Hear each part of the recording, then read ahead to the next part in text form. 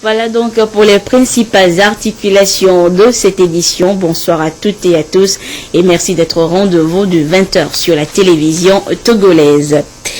Je vous le disais en titre, le Togo était à l'honneur hier 21 août à l'exposition universelle de Milan en Italie.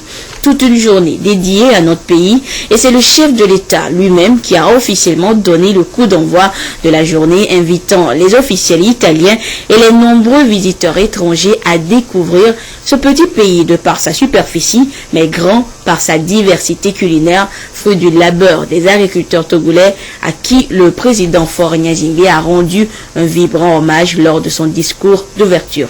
Nous écoutons le chef de l'État, c'était hier à Milan.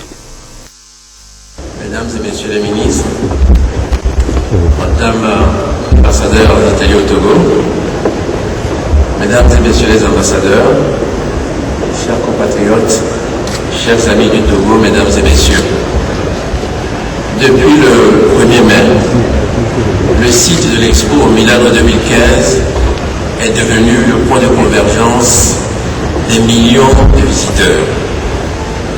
On vient de tous les horizons pour mieux découvrir le monde complexe de tout ce qui nourrit l'humanité dans sa richesse et sa diversité. Ce 21 août 2015, étant consacré au Togo, notre pays est aujourd'hui, et à notre plus grande fierté, l'attraction du jour. J'en saisis l'occasion pour vous dire, au nom du peuple togolais, combien nous sommes heureux et honorés d'être présents à ce grand rendez-vous mondial. Permettez donc, dès l'entame de mon propos, que je remercie chaleureusement les organisateurs et en particulier le commissaire général de l'exposition universelle 2015, M. Bruno Paspino, pour l'occasion qui nous est donnée de montrer au reste du monde la richesse du patrimoine, le savoir et le savoir-faire du peuple togolais dans le domaine de l'alimentation. J'exprime également ma profonde gratitude aux autorités italiennes et à celles de la région de Lombardie et de la ville de Milan pour tous les efforts qui ont été consentis en vue d'offrir aux exposants un cadre accueillant et valorisant. Le choix de Milan pour un tel événement planétaire n'est pas fortuit. L'Italie abrite déjà sur son sol des institutions spécialisées des Nations Unies telles que la FAO, le Fonds international pour le développement agricole, le Programme alimentaire mondial et bien d'autres encore. Il a donc acquis au fil des ans une expérience largement reconnue pour tout ce qui touche à l'alimentation et à la lutte contre la faim dans le monde. Distingués invités, mesdames et messieurs, tout en restant fidèle à l'esprit des expositions universelles, l'Expo Milano 2015 est sans doute unique.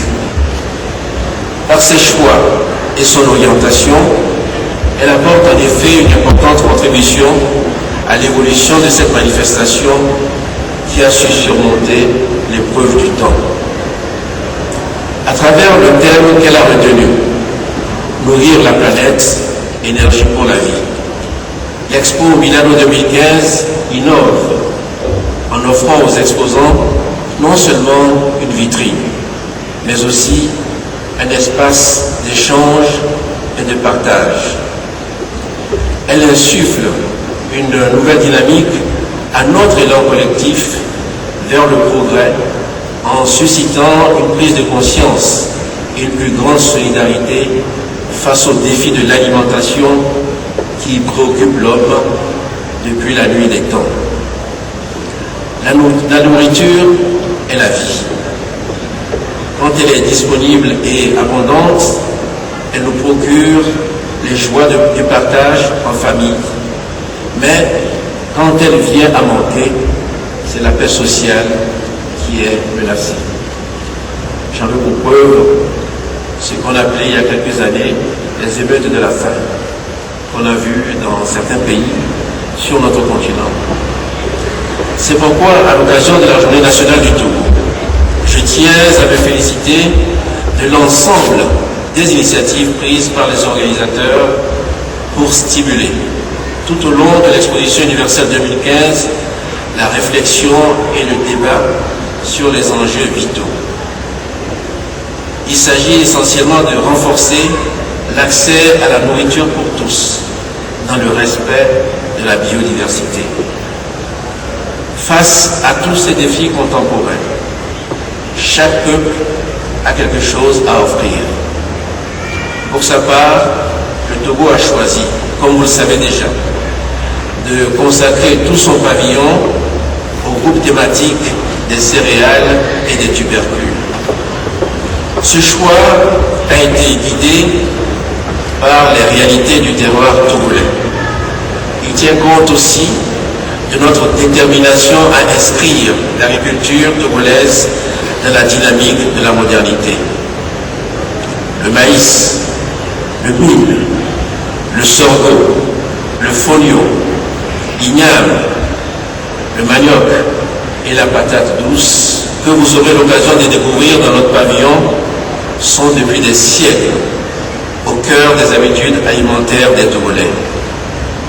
Considérés dans nos traditions comme les fruits du don de Dieu et du labeur des hommes, ces céréales et ces tubercules ont imprégné toute la culture togolaise. On le voit bien à travers les fêtes traditionnelles qui les célèbrent tout au long de l'année durant la période des moissons. En exposant tous ces produits du terroir togolais ici à Milan, nous magnifions le dur labeur des paysans togolais et le long processus qui les conduit chaque année de la terre aux assiettes de nos concitoyens. Par la même occasion, nous soulignons le rôle actif qu'ils ont permis au Togo de jouer dans la lutte contre l'insécurité alimentaire dans notre sous-région ouest-africaine.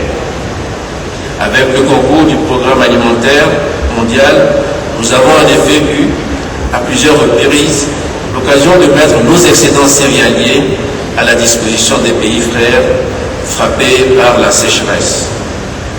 Nos céréales et nos tubercules sont donc devenus pour nous un moyen de vivre pleinement les valeurs de partage et de solidarité que nous chérissons tant. C'est pourquoi nous avons tenu à vous donner aujourd'hui l'occasion de mieux les découvrir dans leur état naturel et à travers les nombreuses recettes culinaires qu'un savoir-faire accumulé depuis des générations permet de proposer. Montrons aussi nos céréales et nos tubercules aux visiteurs, car nous sommes convaincus qu'un potentiel largement inexploité gît dans ces produits de la terre. Distingués invités, mesdames et messieurs, après avoir atteint l'autosuffisance alimentaire, le Togo mise désormais sur le développement de l'entrepreneuriat agricole. Il s'agit d'ouvrir le chantier prometteur de l'agro-industrie en impliquant les petites et moyennes entreprises dans le processus de transformation post-récolte. Le défi que nous avons résolu de relever, c'est le passage d'une agriculture de subsistance à une agriculture moderne, axée sur le développement des industries agroalimentaires productives et surtout créatrices d'emplois. Nous avons dans ce domaine des niches porteuses, telles que le sorgho et le fonio. Ces deux céréales présentent des caractéristiques très intéressantes pour les firmes agro-industrielles désireuses de développer des produits adaptés à la lutte contre les allergies au gluten.